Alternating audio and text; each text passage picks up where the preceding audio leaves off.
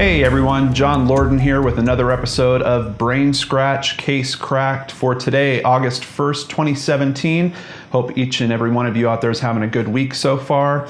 This case was actually suggested by Rachel. Thank you so much for helping me with this. I still have to say that Case Cracked episodes are the most difficult cases to research, usually because it's very hard to find that linchpin, the main thing that cracked that case. So if you have suggestions, please feel free to drop them in the comment box below, tweet them to me, email them to me. However you can get them to me, I'd love them because it's a very challenging show to research for. But today, Rachel's suggestion is the Missouri Miracle.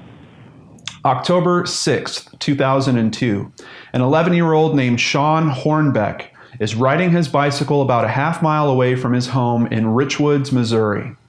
He was described as a normal kid who likes movies and video games. He was heading to a friend's home on his bike, but unfortunately he would never arrive. Shawn's parents, Pam and Craig Akers, would literally go through their entire life's savings trying to find him. Craig even quit his job so he could dedicate all his time to finding his lost stepson, Shawn. They enlisted hundreds of volunteers and even went on the Montel Williams show to raise exposure to this case. Days turned into weeks, weeks turned into months, and months turned into years with no sign of Shawn and no info on what happened to him.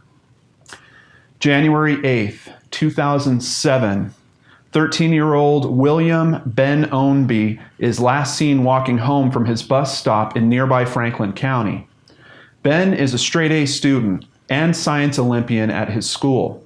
He is usually home when his mother gets home from work, typically only about 15 minutes after Ben, but on this day, she didn't find him waiting at home. His parents rounded up friends and neighbors to help search and distribute flyers about Ben's disappearance within hours of it occurring. Luckily, there was a solid lead in Ben's disappearance. A 15-year-old neighbor of Ben's named Mitchell Hultz, who also takes the same school bus as Ben, saw a beat-up white 1991 Nissan pickup truck with a camper shell in the area. Mitchell noticed it taking off down the hill after turning around in his driveway, and he let the authorities know about it. Investigators had the info about the truck from Mitchell Hultz, but didn't know where the truck was. A few days later, on January 11th, 2007, two officers were dispatched to an apartment building in Kirkwood, approximately 50 miles away from where each abduction happened. They were there to serve a warrant on an unrelated matter. However, as they were leaving, one asked the other, "Are you seeing what I'm seeing?" They had spotted the truck they had read about in police bulletins. They stayed for a while to see who would come out of the apartment where the truck was parked. Eventually, someone did. Someone they knew.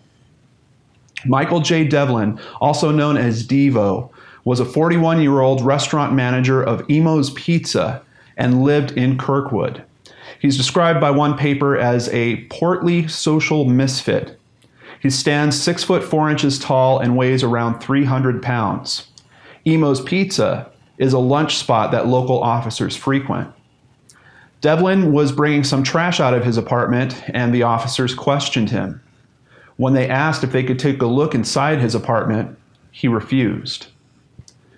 They kept watch on his apartment, and Devlin was confronted again the following morning at Emo's Pizza, a job that Devlin held for over 20 years. FBI agents and 6 members of a task force on the case got into line at the busy pizza place. Devlin glanced up once, saw them, and never looked at them again. This gave one FBI agent a feeling that they might be onto something. They asked Devlin if they could inspect his truck. He agreed and went outside with them. It started raining as the inspection took place, and the FBI offered Devlin shelter from the rain in one of their unmarked cars. They began questioning him for several hours. Eventually, he openly confessed to Ben's kidnapping and told them something they weren't expecting, that he also had Shawn. "I'm a very bad person," Devlin told the FBI agents after confessing. The sheriff working the case thought it might have been some sort of sick joke. While Ben had only been missing for a few days, Shawn was missing for over 4 years at this point. There was even a bench close to Devlin's home that had Shawn's missing poster right on it. Later that day, January 12th, 2007, the FBI and Devlin entered his apartment to find Ben Ownby, and next to him on the couch was a now 15-year-old Shawn Hornbeck. They were playing video games. The small one-bedroom apartment was filthy. Trash was all over the floors. The stove looked like it had never been cleaned.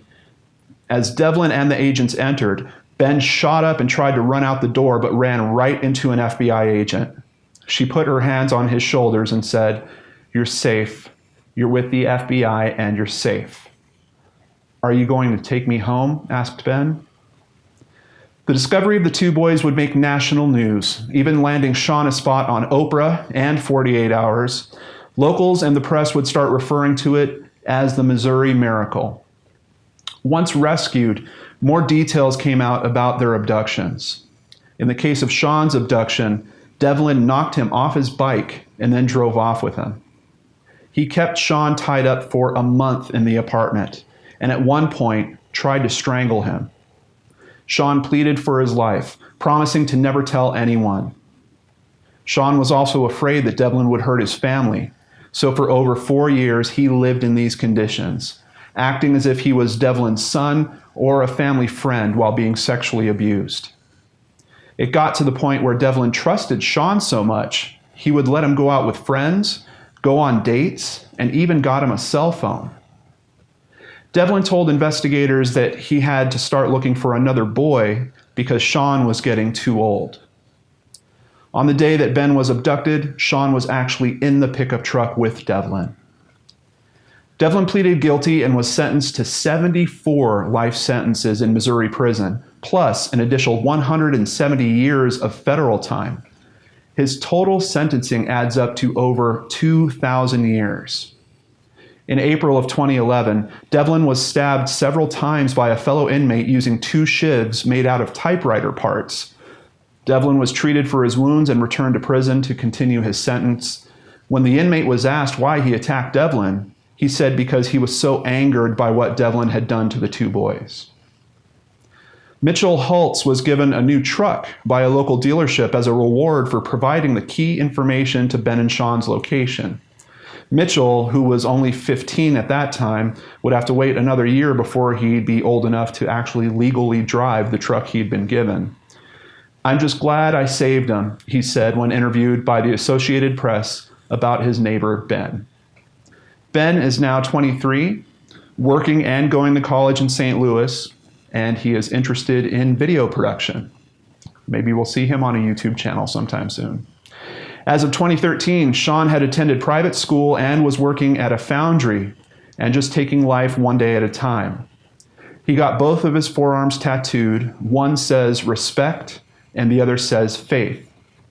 When asked about his abduction and captivity, he commented, "I feel like it's always going to be a part of my life. Maybe it's part of my mission, to reach out and offer hope." Case cracked. I'm amazed at the resilience of young people in general, but for these 2 young men to go on with their lives, to be able to pick up and go on with their lives is amazing. And I'm sure there was trials and tribulations in that. I'm just so thankful that they both had families waiting to find them, waiting to bring them back.